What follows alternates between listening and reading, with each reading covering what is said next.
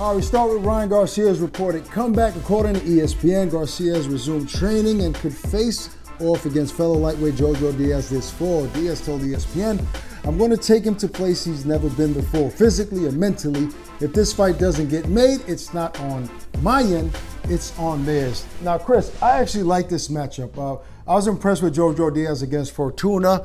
How do you feel about this matchup, and who do you favor if it happens? I like it a lot. I was skeptical about Jojo Diaz going into that matchup with Fortuna because I thought he naturally went up to 130 pounds.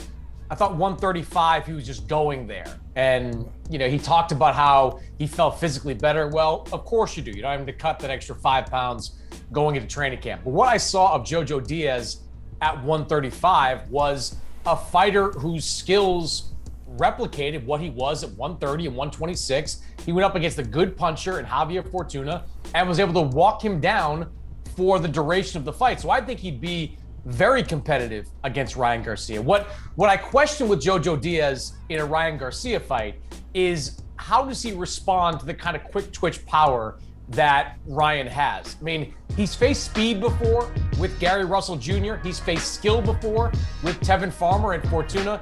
He's never faced the type of, that quick twitch, left hook, power shot that Ryan Garcia can hit you with. And if you're going to insist on being a pressure fighter throughout the course of that fight, chances are you're going to get caught with something. And I don't know how he'd respond to getting caught with something by a big 135-pound puncher like Ryan.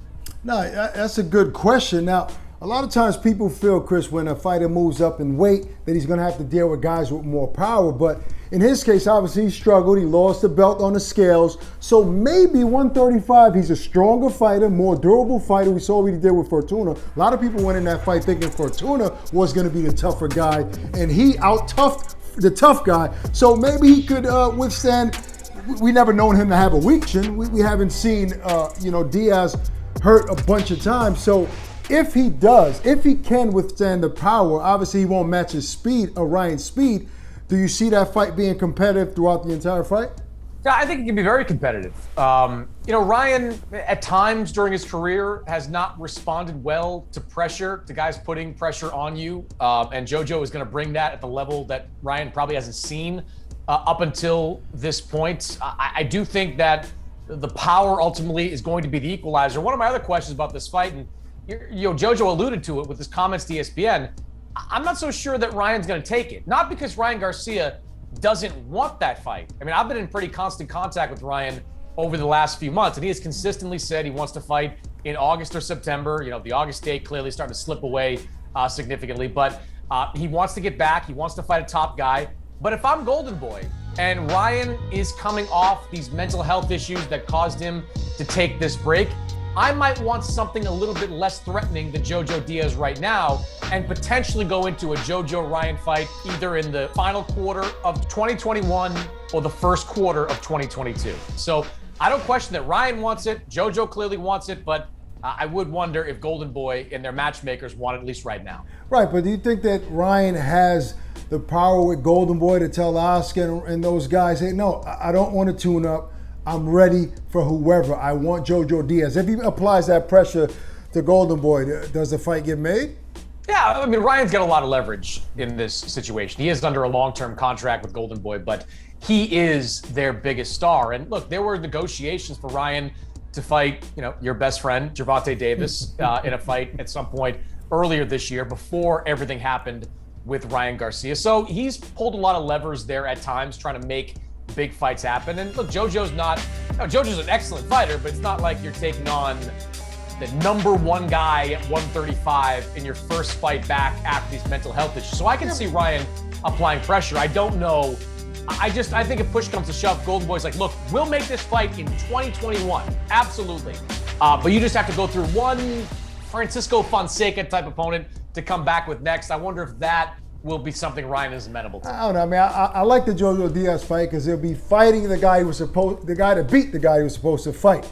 So I like it. All right, let's move on. By the way, I don't knock it. Like, I love the fight. Like, bring it on for September, October. I just get a little bit of a sense, despite the fact that Oscar De La Hoya says, bring it on, let's do it. I get a little bit of a sense some of the people working behind the scenes might prefer something else, at least right away.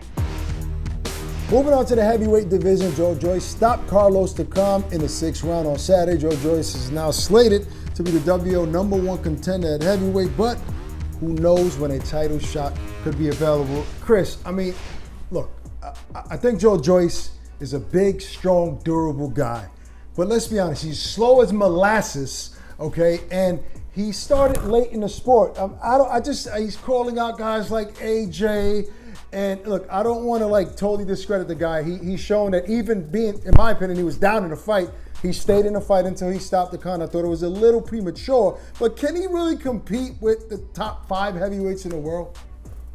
Well, I don't know, but I know that for Joe Joyce, the time is now. I mean, he's 35 years old. As you mentioned, started late, was in the Olympics in 2016.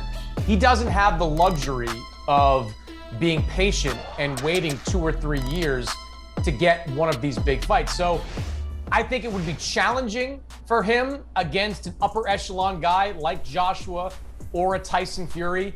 But when you face Joe Joyce, you've got to be ready to go the distance. Like Joe Joyce, he's just not going to get knocked out, at least not the version of it I've seen over his last few fights. And you're going to be able to land some shots against him. Brian Jennings landed shots against him.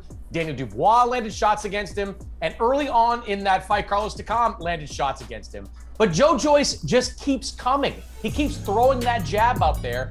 And while those punches you're talking about are incredibly slow, he does land a decent amount of them. And they have some zing behind them. So I wouldn't favor Joe Joyce against the top guys, but go in against Joe Joyce at your own peril. You're going in, got to be prepared for 12 rounds. He kind of reminds me, and it's a little bit of a lofty comparison, but he reminds me a little bit of second half of his career George Foreman in a way, because that's a good comparison. Like Foreman, wasn't a volume puncher at that point. He was just looking for that big shot that he could land to change the course of fight. And you also couldn't move George Foreman. Like I've had this conversation with Evander Holyfield before. Yeah. Like you can hit him with everything, but you can't move him. It's kind of the same thing, at least on the B and C level with Joe Joyce. And obviously he has less wear that George Foreman had at that point in his career. Yeah. I just think that, I'm not saying that I'll be shocked if he beats any. He's heavy-handed, so it's a dangerous fight for either guy. And no, he doesn't have all the time in the world, so he has to get to it.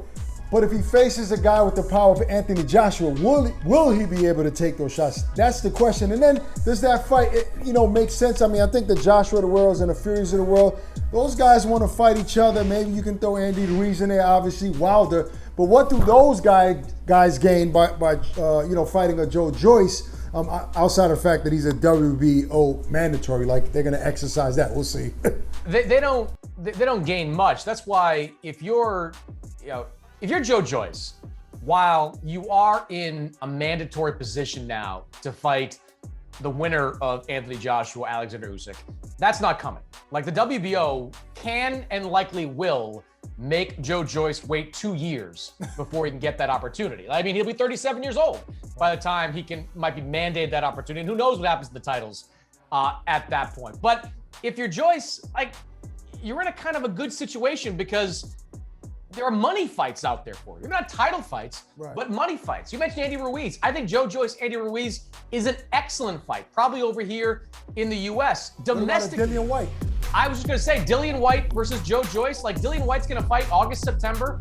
You can make the Joe Joyce, Dillian White fight in the UK in front of a massive crowd and do that before in the first quarter of 2022. I mean, Derek Chisora is still out there. He's not what he used to be, but Chisora versus Joe Joyce, which has been talked about in the past, that could be a big domestic fight. So I know he wants to be heavyweight champion, but that's probably not in the cards at this point because of the politics of it. But he can still make himself a ton of money with these big time fights that are available to him.